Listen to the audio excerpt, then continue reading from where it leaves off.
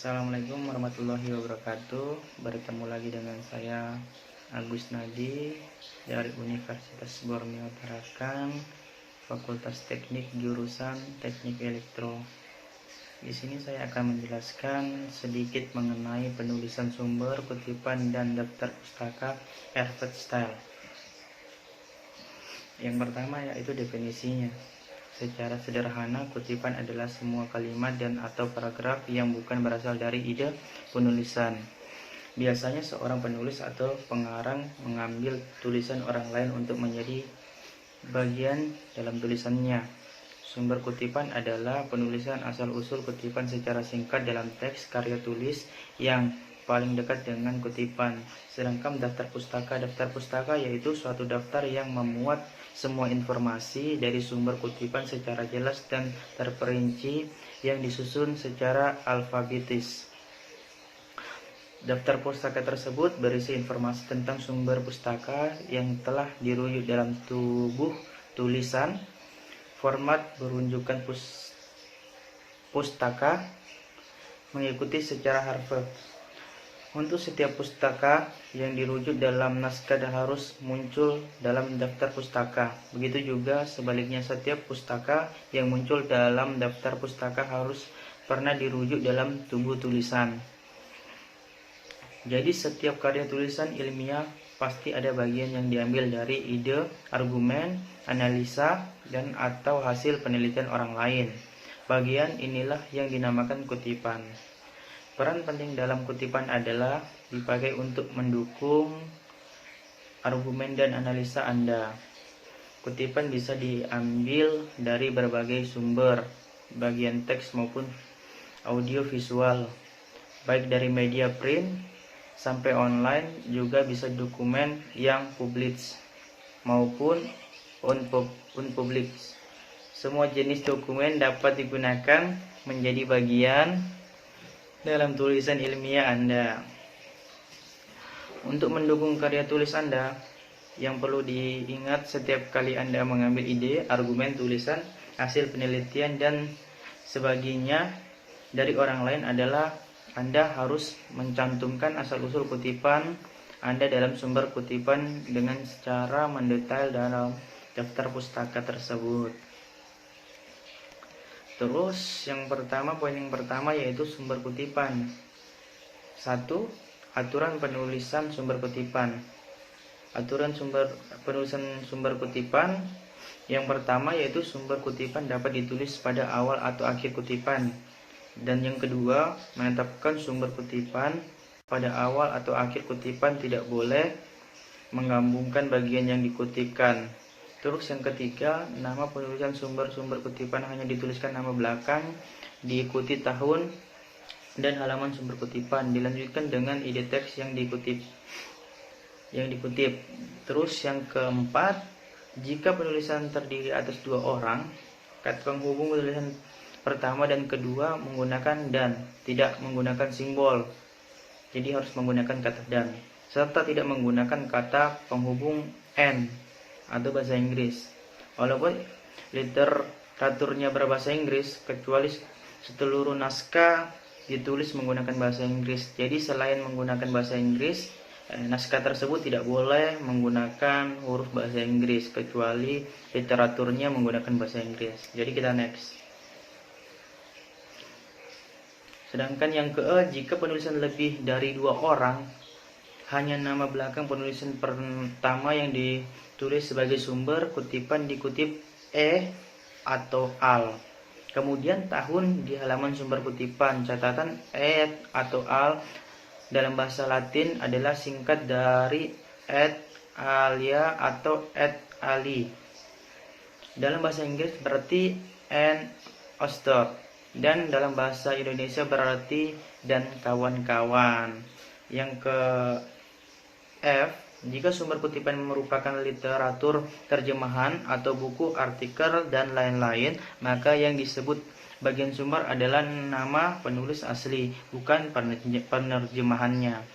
Jadi diikuti tahun penerbitan literatur asli, bukan tahun penerbitan hasil terjemahannya. Terus yang G, pencantuman halaman sumber kutipan setelah tahun bersifat wajib jika isi teks yang dikutip jelas letak halamannya.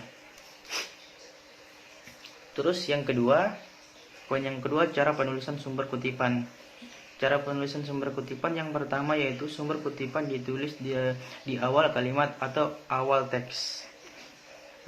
Contoh, satu sumber kutipan dengan satu penulis Asyik 2006 menyatakan bahwa jika serta dengan halaman Asyik 2006.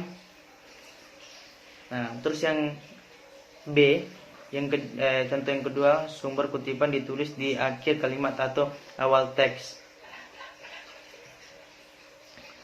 Jadi contohnya satu sumber kutipan dengan satu penulisan Aisyah 2006 jika disertai dengan halaman bla bla bla Aisyah, 2006 titik berapa halamannya. Jadi seperti itu. Terus yang contoh yang ketiga, dua sumber kutipan dengan penulisan yang sama, atau contohnya John 2006, 2007 jika tahun publikasi sama Sumiyana. Terus yang ke D, sumber kutipan berupa banyak pustaka dan penulisan yang berbeda-beda. Yang ke E, sumber kutipan tidak menyebut nama penulis, tetapi menyebut suatu lembaga atau badan tertentu. Terus yang ke F, sumber kutipan tidak menyebut nama penulis, tetapi menyebut suatu peraturan atau undang-undang nomor 12 tahun 2012. Yang G, yaitu kutipan berasal dari sumber kedua atau shot 2002 dalam Asyik gitu. Contohnya. Kita next ya. Terus yang B, daftar pustaka. Daftar pustaka, poin yang pertama, aturan penulisan daftar pustaka. Yang A, sumber kutipan yang dinyatakan dalam karya ilmiah harus ada dalam daftar pustaka dan sebaliknya. Literatur yang dicantumkan dalam daftar pustaka hanya literatur yang menjadi rujukan. Jadi selain rujukan tidak bisa dicantum dalam literaturnya. Oke. Yang C, daftar pustaka ditulis di detik suatu spasi berurutan secara alfabetis tanpa nomor. Yang D, jika literatur ditulis oleh satu orang, nama penulis ditulis nama belakangnya lebih dulu, kemudian diikuti singkat.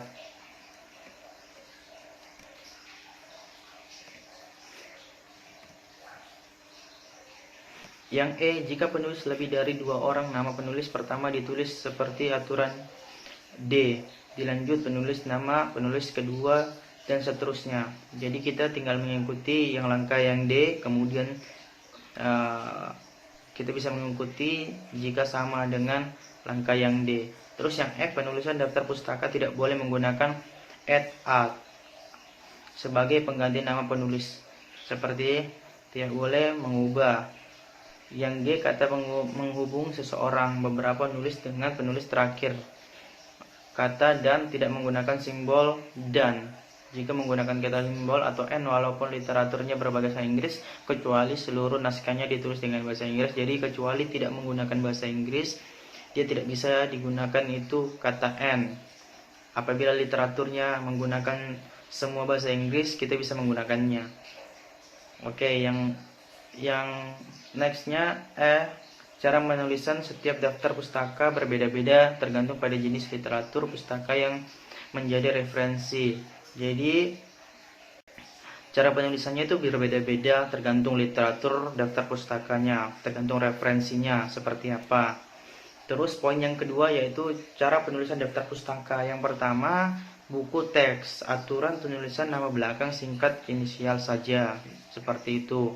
Terus contohnya, saya berikan contoh, Merna T titik dan FF titik Al Tahani 2008 titik, seperti itu contohnya. Terus buku yang B, buku teks terjemahan. Jadi aturan penulisan nama belakang penulisan asli singkat inisial, nama depan dan nama tengah. jika ada ya, kalau tidak ada tidak apa-apa. Jika ada, tahun penerbitannya juga judul buku asli, cetak miring, edisi, cetakannya, nama penerbit, kota penerbit, dan nama penerimaan tahun, judul buku, edisi, cetak, nama penerbit, kota penerbit, seperti itu. Contohnya ya, saya berikan contoh yang Baudrillard J. 1970.LA Society The Connection, mungkin seperti itu, bla bla. Oke, next. Buku yang poin ketiga yaitu C, buku terbitan lembaga atau badan organisasi. Aturan penulisan nama lembaga, badan atau organisasi, tahun penerbitan, judul buku, edisi, cetakan atau cetakan, nama penerbit, kota penerbit, begitu. Contohnya Badan Pusat Statistik, 2013, laporan bulanan data sosial ekonomi, Januari, BPS Jawa Timur Surabaya, seperti itu. Kementerian Pendidikan dan Kebudayaan RI, 2011, pendidikan anti korupsi untuk perguruan tinggi, cetak 1, Direktur Jenderal Pendidikan Tinggi, Bagian Hukum Pegawaian Jakarta, mungkin seperti itu contohnya. Terus poin yang kedua itu bukan buku terbitan lembaga atau badan organisasi, berisi himpunan, peraturan, undang-undang dan sejenisnya. Aturan penulisan nama belakang badan organisasi, tahun penerbit, judul peraturan, undang-undang yang dirujuk, nomor atau seri peraturan, undang-undang, edisi, cetakan, nama penerbit, kota penerbit. Nah, seperti itu. Terus contohnya kalau buat penerbitan lembaga yang diatur oleh undang-undang, peraturan undang-undang, yaitu contohnya Ikatan Akuntan Indonesia atau IAI 2011, aset tidak lancar yang dimiliki untuk dijual oleh operasi yang dihentikan. Jadi pernyataan standar akuntansi keuangan nomor 58 revisi 2009 di Sekak IAI Jakarta, mungkin seperti itu contohnya. Terus yang F, artikel dalam jurnal. Nah, artikel dalam jurnal ini aturan penulisan nama belakang singkat, inisial saja, nama depan dan nama tengah jika ada, tahun penerbit, judul artikel, nama jurnal atau volume dan nomor jurnal dalam tanda kurung, nomor halaman artikel dalam jurnal, mungkin jika ada 2 penulis atau lebih, mungkin seperti itu. Lihat, kita kasih contoh Ridwan, A. 2010, etika dan perilaku koruptif dalam praktik manajemen laba, jurnal akuntansi dan auditing Indonesia, mungkin seperti itu. Terus Ridwan I.I. Triwono, G. Irianto dan U. Lidigo, 2010, semiotika, laba akuntansi, studi kritik Presmodesis dan jurnal akuntansi dan keuangan Indonesia, mungkin seperti itu. Terus yang G, artikel seminar simposium dalam proceeding. Jadi aturan penulisan nama belakang singkat, inisial, yang nama depan dan nama tengah. Contohnya Dewi A. R. 2003, pengaruh conserving laporan keuangan terhadap earning respon, mungkin seperti itu contohnya. Terus yang H, artikel seminar simposium atau cetak lepas. Aturan penulisan nama belakang, singkat, inisialnya saja, nama depan dan nama tengah jika ada ya, kalau tidak ada tidak apa-apa. Tahun penerbitannya nama seminar atau simposium, cetak miring, tanggal seminar, simposium atau nomor gitu. Halaman artikel jika ada 2 penulis atau lebih, lihat aturan tadi di 2.2 huruf E-nya, yang poin ke E-nya. Terus contohnya Ridwan A. 2012, realitas dalam cermin retak, lagu akuntansi dalam bingkai penafsiran. Kita lanjut. Yang I yaitu artikel dalam buku, antologi, dan editor. Aturan penulisannya hampir sama, nama belakang singkat, nama depan dan nama tengah. Contohnya Arza, titik A 2005 titik plus Riemann Islam dalam perspektif historis. Mungkin seperti itu. Kita lanjut. Yang J, skripsi, tesis, disertasi. Aturan penulisan nama belakang singkat, nama depan dan nama tengah, tahun, judul, skripsi, tesis, disertasi, skripsi, tesis, disertai, nama program studi dan atau perguruan tinggi, kota tempat perguruan tinggi. Nah, contohnya Narsis, M.2008 studi efektivitas mekanisme transmisi kebijakan moneter di Indonesia melalui jalur suku bunga. Mungkin seperti itu contohnya. Terus di sini pun ada tujuan penulisan sumber, kutipan, dan daftar pustaka. Yang pertama, tujuannya itu agar terhindar dari tuduhan penciplakan atau plagiarisme. Jadi salah satu fungsi kutipan adalah untuk menguatkan atau mendukung tulisan ilmiah Anda. Oleh karena itu, Anda harus mencantumkan sumber kutipan Anda secara singkat di bagian akhir setelah kalian kutipan atau tempat sebelum kalimat kutipan. Terus yang kedua, menghargai penulis sebelumnya. Ketika Anda menuliskan secara lengkap sumber kutipan dan daftar pustaka, sebenarnya ada sedang menghargai orang yang mempunyai ide tersebut. Jadi kita jangan lupa untuk menghargai penulis tersebut dengan mencantumkan daftar pustakanya di belakang. Jadi yang ketiga yaitu membantu pembaca yang ingin tahu lebih dalam mengenai sumber kutipan. Salah satu manfaat dari penulisan kutipan tersebut yaitu daftar pustaka secara lengkap adalah membantu membaca yang ingin mengetahui lebih dalam tentang kutipan tersebut. Mungkin itu saja yang bisa saya jelaskan. Sekian dan terima kasih. Wabillahi taufiq wal hidayah. Wassalamualaikum warahmatullahi wabarakatuh.